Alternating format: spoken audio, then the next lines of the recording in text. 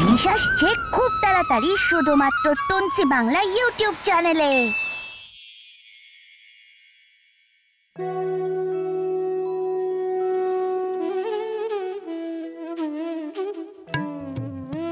আজ অনেক দিন পর মহাদেবের জন্য লাড্ডু বানাচ্ছি। আশা করি প্রভুর খুব পছন্দ হবে। প্রণাম মাতা, আপনি এখানে আর আমি আপনাকে গোটা কৈলাসে খুঁজে বেড়াচ্ছি। তাই নাকি? আচ্ছা বলো, আমাকে এত খুঁজছো কেন? দেবাদিদেব মহাদেব জানালেন উনি এক্ষুনি প্রাসাদে আসবেন না, ওনার আসতে সময় লাগবে। আচ্ছা, আমি এখন মহাদেবের কাছে ফিরে যাচ্ছি মাতা। প্রণাম। এই হচ্ছে প্রভুর অবস্থা। আমাকে বললেন একটু পরেই আসবেন, কিন্তু এখন কখন আসবেন কে জানে। এদিকে আমার লাড্ডু বানানো শেষ হয়েছে, তাহলে আমি অযথা সময় অপচয় না করে স্নান সেরে আসি। আশা করি ততক্ষণে মহাদেব প্রাসাদে ফিরে আসবেন। নন্দী, একবার এদিকে এসো তো। প্রণাম মাতা। আমি প্রাসাদের ভেতরে যাচ্ছি স্নান করতে। দেখবে কেউ যেন প্রাসাদে প্রবেশ না করে। মনে রেখো, কেউ না মানে কেউ না, এটা কিন্তু আমার আদেশ। যথাজ্ঞ মাতা, আমি পাহারায় আছি, আপনি নিশ্চিন্তে যান।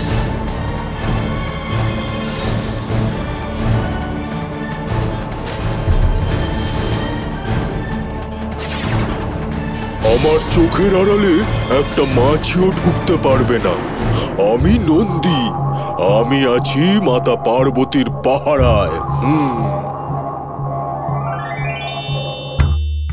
প্রণাম প্রভু। তুমি দেবী পার্বতীকে দেখেছ? আমি ওনাকে খুঁজে পাচ্ছি না। হ্যাঁ প্রভু, মাতা প্রাসাদে প্রবেশ করেছেন স্নান ঘরে। আমাকে এখানে পাহারায় রেখেছেন, যেন কেউ ভেতরে প্রবেশ করতে না পারে। আমায় এখনই পার্বতীর সাথে একবার দেখা করতে হবে। কিন্তু প্রভু, মাতা যে আমাকে আদেশ দিয়েছেন কেউ যেন প্রাসাদে প্রবেশ করতে না পারে, তার কি হবে? দেখো নন্দী, পার্বতীর সেই আদেশ অন্যের জন্য, আমার জন্য নয়। আমি তার স্বামী, তিনি আমায় প্রবেশ করায় বাধা দেবেন না। তাই প্রাসাদের দরজা থেকে সরে দাঁড়াও। ঠিক আছে প্রভু, আপনি যখন বলছেন তাহলে আমি সরে যাচ্ছি। মাতার নির্দেশ অমান্য করতে আমি বাধ্য হলাম আমার প্রভুর সামনে।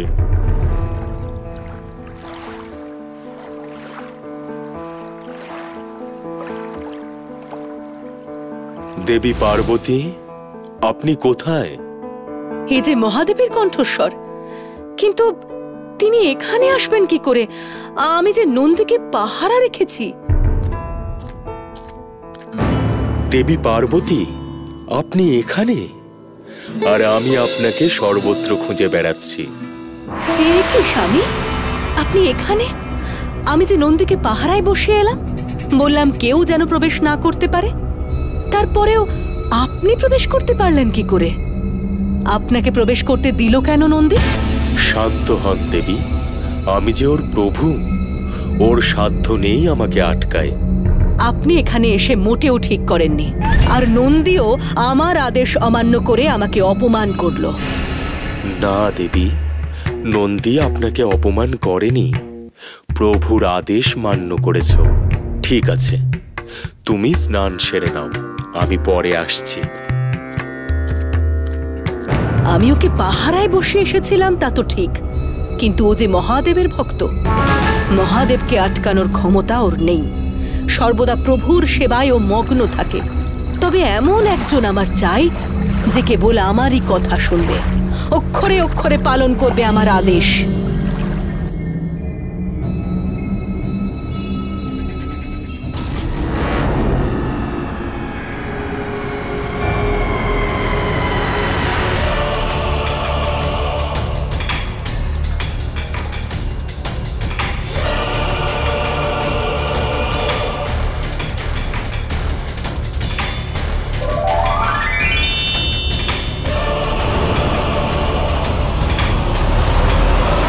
প্রণাম মাতা। তুমি গৌরী পুত্র গণেশ। গণেশ, তুমি সমগ্র কৈলাস ঘুরে দেখো, এই স্থান তোমার, তুমি যেখানে খুশি যেতে পারো। যথা আজ্ঞা মাতা। আমি এখানে খুব খেলা করব। মাতা বলেছেন আমি যেখানে খুশি যেতে পারি।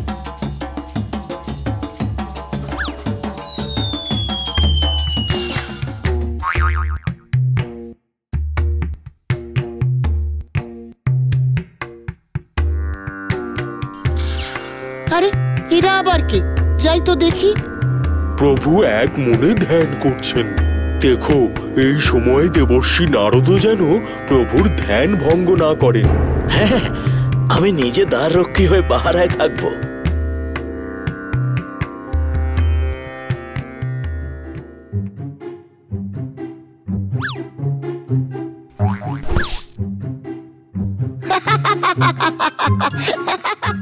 কে কে ওখানে? কে ছুড়লো এটা আমার গায়ে? এই যে আমি। কে তুমি? আমি গণেশ, মাতা পার্বতীর সন্তান আমি।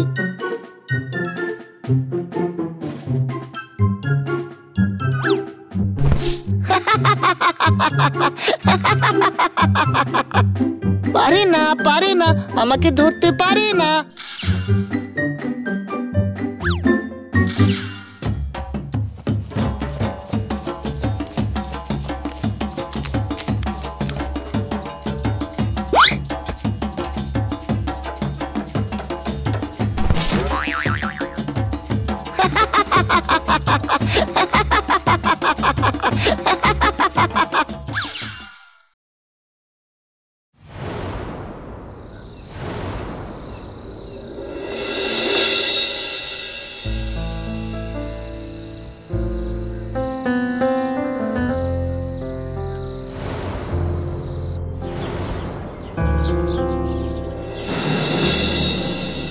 গণেশ, পুত্র গণেশ, কোথায় তুমি?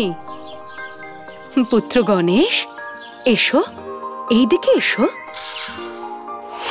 হ্যাঁ মা, বলুন। এই তো আমি। কি আজ্ঞা আমার জন্য? এইবার আমি স্নানে যাচ্ছি, তবে মনে রেখো, কেউ যেন এই প্রাসাদে প্রবেশ করতে না পারে। এটা আমার আদেশ। তুমি এই দরজার সামনে থেকে পাহারা দাও, আমার কথা যেন অমান্য না হয়। যথা আজ্ঞা মা। আমি এই দরজার সামনে আপনার আদেশ মতো বসে রইলাম। আমাকে অতিক্রম করে এই প্রাসাদে প্রবেশ করবার সাহস বা সামর্থ্য কারোরই হবে না। আপনি নিশ্চিন্তে স্নানে যান। মাতার আদেশ, বাতাসও প্রাসাদে প্রবেশ করতে পারবে না।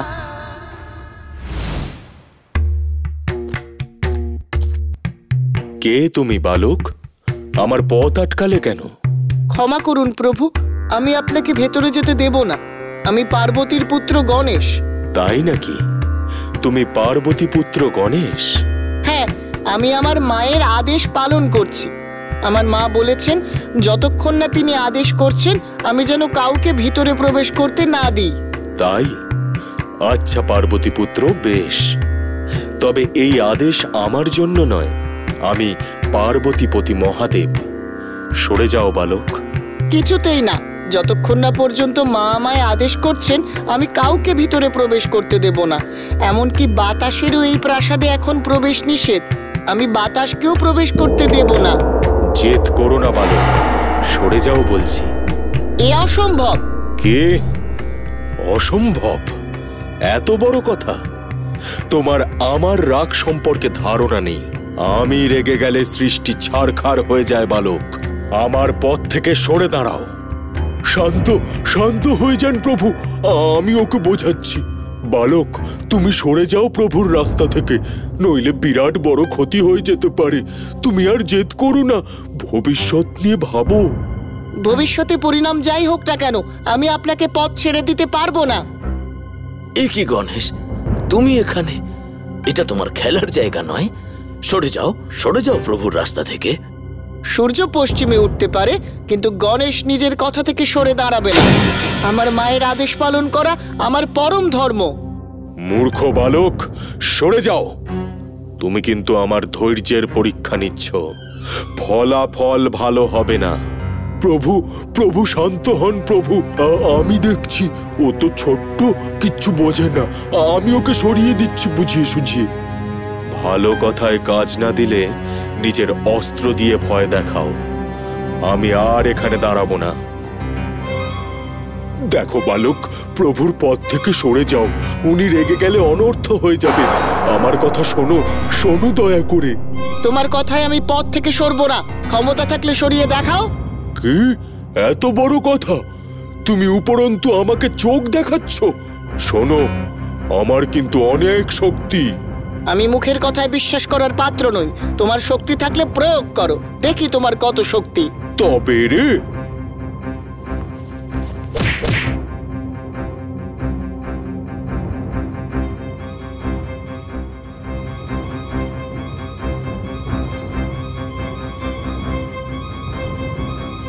প্রভু প্রভু, দেখুন ওই বালক আমার কি দুরবস্থা করেছে।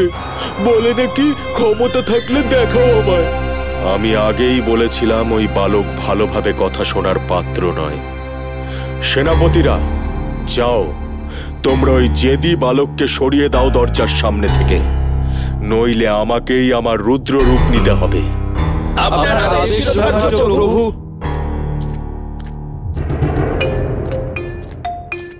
ওই নন্দী নিজে হেরে এবার দল পাঠিয়েছে। কোনো ব্যাপার না, এবার তোমাদের সবাইকে আমি মজা দেখাবো। চলে এসো তোমরা, দেখি কার গায়ে কত জোর। এ কি, ওইটুকু ছোট্ট বালক গণেশকে না বুঝিয়ে মহাদেব নিজের সেনা পাঠালেন ওর সাথে যুদ্ধ করতে? না, আমাকে এর মধ্যস্থতা করতেই হবে।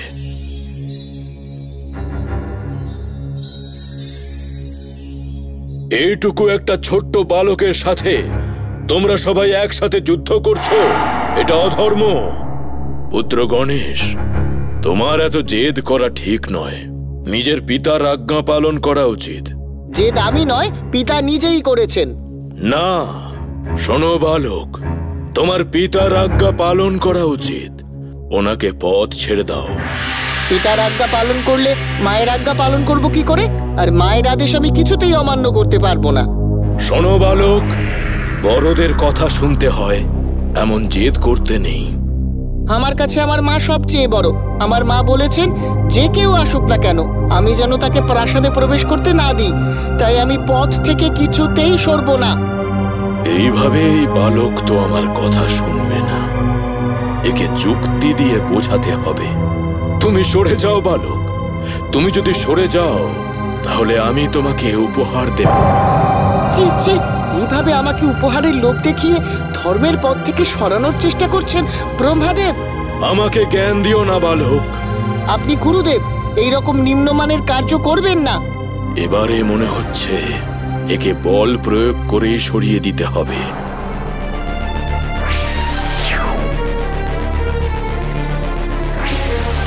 এ কি করে সম্ভব? ওইটুকু ছোট্ট বালকের কাছে এত ক্ষমতা এলো কি করে?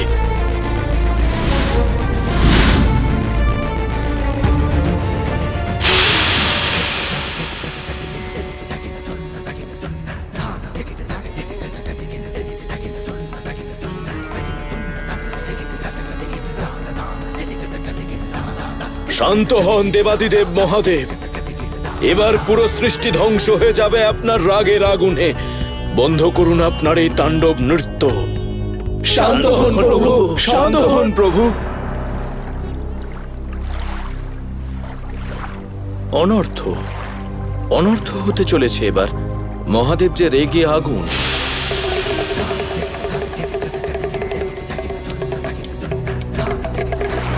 তাণ্ডব করছেন কৈলাসে। সে কি কথা প্রভু? মহাদেব তাণ্ডব করছেন? তাহলে তো সত্যি বিপদ হতে চলেছে। হ্যাঁ, পুরো সৃষ্টি ধ্বংস হয়ে যেতে পারে। আমায় এখনই কৈলাসে যেতে হবে। শান্ত করতে হবে মহাদেবকে। আমিও যাব আপনার সাথে। সেখানে দেবী পার্বতীর সাথেও একবার দেখা করে নেব। আচ্ছা বেশ, তুমিও চলো প্রিয়ে।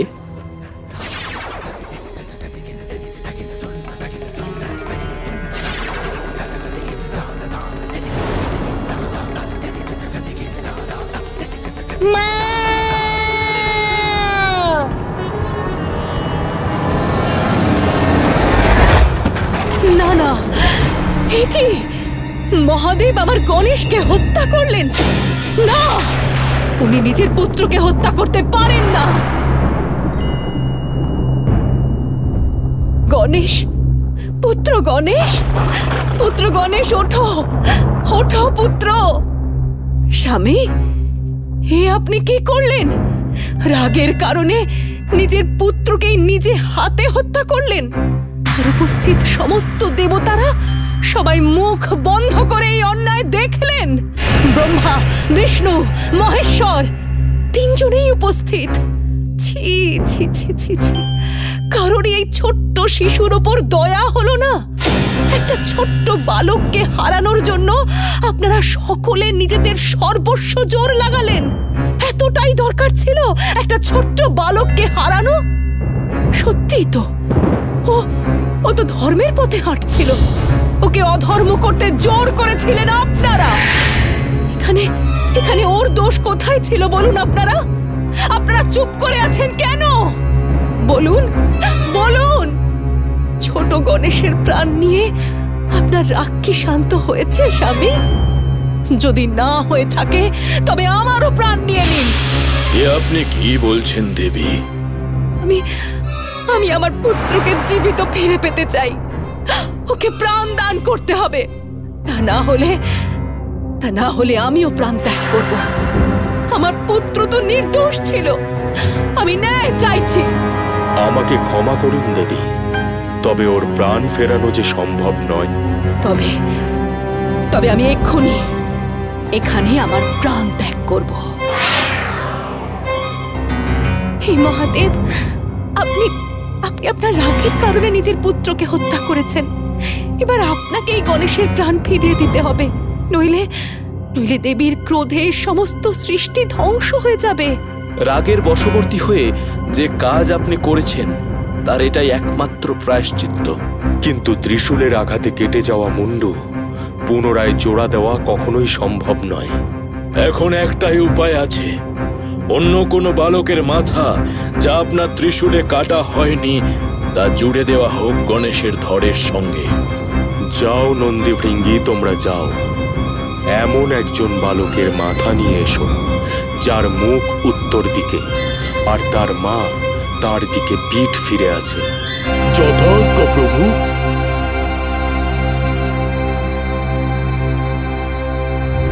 সর্বত্র ঘুরে ঘুরে কোথাও কিছু না পেয়ে শেষে নন্দী আর ভৃঙ্গি উপস্থিত হয় এক জঙ্গলে। সেখানে হরিণ শাবকের মাথা বাঘের মাথা পেলেও মহাদেবের শর্ত মিলছিল না। শেষে জঙ্গলের অনেকটা ভেতরে একটা হস্তি ও তার শাবককে দেখে ওরা। সেই শাবকের মাথা উত্তর দিকে আর তার মা পিঠ ফিরিয়ে শুয়ে রয়েছেন। মহাদেবের শর্ত অনুযায়ী একমাত্র এই হস্তি শাবকের মাথাই উত্তর দিকে আর তার মা পিঠ ফিরে শুয়ে আছে। তাহলে কি এই হস্তি শাবকের মাথা নিয়ে যাব? যা পেয়েছো সেটাই নিয়ে চলো, দেরি করা ঠিক হবে না। আচ্ছা, তাই চলো।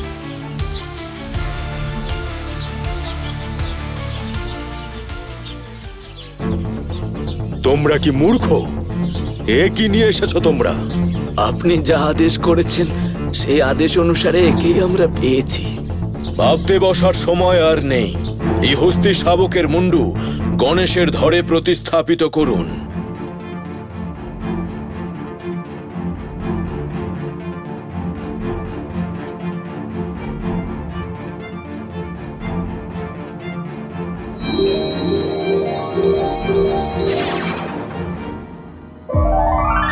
মা, মা, মা।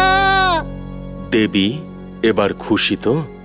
মহাদেব, আপনি ওকে জীবন দান তো দিলেন, কিন্তু এই রূপ দেখে সবাই যে ওকে নিয়ে হাসবে।